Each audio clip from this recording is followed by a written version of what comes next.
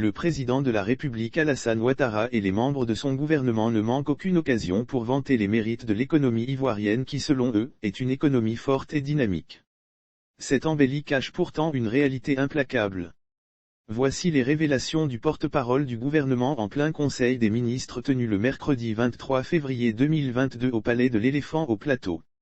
Le ministre de la Communication et des Médias Amadou Coulibaly a animé sa traditionnelle conférence de presse à la fin du Conseil des ministres qui a eu lieu le mercredi 23 février 2022 à l'Éléphant, Palais de la Présidence au Plateau. Un déficit budgétaire établi à 5,6% du PIB en 2021. Le pays connaît une inflation et il devient de plus en plus difficile pour les populations à faible revenu de se nourrir 3 fois par jour.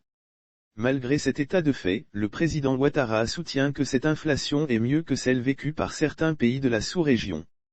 Ouattara ne dit pas non aux Ivoiriens que le train de vie des institutions et des personnes qui les incarnent a augmenté. Les recettes engrangées par la douane, les impôts et autres régies financières ne suffisent pas. En d'autres termes, au regard des normes établies par l'Union économique et monétaire de l'Ouest africain, les autorités ivoiriennes vivent au-dessus des moyens et des ressources du pays. Même les recettes engrangées par la douane, les impôts et autres régies financières ne suffisent pas. Au niveau budgétaire, la persistance de la Covid-19 et les défis sécuritaires liés à la menace terroriste ont accru les dépenses de l'État, mitigeant ainsi l'effet des plus-values de recettes fiscales en 2021.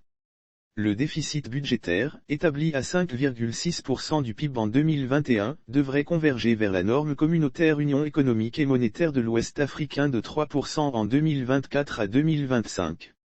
Lire aussi nouvelle loi sur le Conseil constitutionnel, le ministre de la Justice crache ses vérités aux sénateurs de l'opposition s'agissant de l'inflation. Son taux est ressorti à 4,2% en moyenne annuelle à fin 2021, du fait, en partie, des pressions inflationnistes internationales, liées essentiellement au renchérissement des prix des produits alimentaires, a avoué Amadou Coulibaly. Le FMI avait pourtant tiré la sonnette d'alarme pendant son intervention. Le ministre de la Communication et des Médias, porte-parole du gouvernement, a avoué qu'en 2021, le Fonds monétaire international, FMI, s'inquiétait déjà de l'augmentation des prix des marchandises qui se profilait à l'horizon, mais le gouvernement ivoirien, champion en comparaison, n'a pas su prendre les mesures idoines pour éviter que la ménagère achète le bouillon Maggi à 50 FCF à l'unité. Toutefois, les services du FMI ont partagé les risques négatifs perceptibles sur le plan international liés notamment à la persistance de la Covid-19 et aux tensions inflationnistes qui pourraient impacter les perspectives de croissance, a reconnu le ministre Amadou Coulibaly.